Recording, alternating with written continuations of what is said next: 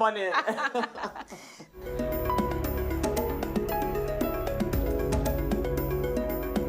Inside the plenty method wey people take dey cook food, firewood na im popular pass. And this na because some people no sabi the katakata wey firewood smoke dey cause for body. We forefathers dey use this firewood method since olden days before dem come pass am give we own generation sake of say money no too dey to afford better means of cooking food.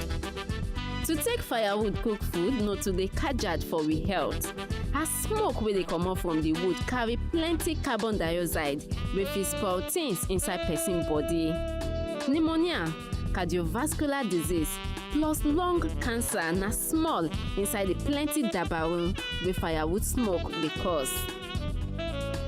No forget say informate show say up to 95,300 people na im dey kpeme every year because of this gobe. That na why e go better make people begin leave this old abi traditional method of cooking food for other method like kerosene stove, gas cooker or electric stove because health na wealth. My name na Skimpy and I dey salute una say una good morning.